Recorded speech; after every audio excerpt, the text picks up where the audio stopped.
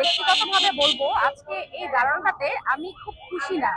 আমারও এই প্রশ্ন, সবার কাছে প্রশ্ন, বিশেষ করে আমার ভাইরা যারা আছে, আপনারা যারা আছেন, অন্যান্য অর্গানাইজেশন যারাই কাজ করছে নারীদের নিয়ে, সবার কাছেই আমার প্রশ্ন যে এত এত বছর পরে 100 বছর পার হয়ে গেছে, তারপরেও আমাদেরকে রাস্তায় অধিকারের জন্য কেন দাঁড়াতে হচ্ছে।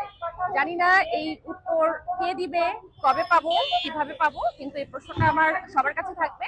হিংসতার শিকার হচ্ছে, দলবদ্ধ দর্শনের শিকার হচ্ছে, এবং নারীদের পার্টিসিপেশনের ক্ষেত্রেও একটু আগে যিনি বললেন যে এটাও আসলে নানাভাবে কম হচ্ছে। আমরা আশা করছি যে নারী জাগরণের মধ্য দিয়ে আমাদের অর্ধেক জনশক্তি যেখানে নারী, সেই নারীদেরকে সম্মান, মর্যাদা এবং নিরাপত্তা ব্যবস্থা করাই আমাদের রাষ্ট্রের এবং সমাজের মূল বক্তব্য হওয়া উচিত।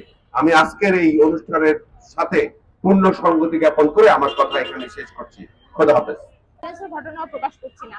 আজকের এই নারী দিবসে আমরা যেটা বলবো, আজকে নারী দিবসের প্রতিপাদ্য গিফট টু গেইন। আমি যদি নারীদেরকে সামনে এগিয়ে নিতে চাই, তাকে আমার সাপোর্ট দিতে হবে, তার জন্য আমার সহায়ক পরিবেশ তৈরি করতে হবে। তো আজকের এই নারী দিবসে আমাদের সকলের আহ্বান, যে সকল বিচারের দীর্ঘসূত্রিতায় যত রকম বিচার আটকে আছে, আমাদের বাংলাদেশের বিচার ব্যবস্থা এই এই এই বিচার করতে ব্যর্থ হচ্ছে, আমরা এটা মানতে চাই না। আমাদের আহ্বান, বর্তমান যে গভর্নমেন্ট আছে তার সাথে আমাদের যে সকল যে নাগরিক সমাজ, সবাই মিলে আমরা একটি প্রতিরোধ গড়ে তুলবো এবং আইনি এবং বিচারিক দীর্ঘসূত্রিতা নিরসনে আমরা সবাই মিলে একসাথে কাজ করে যাব। ধন্যবাদ।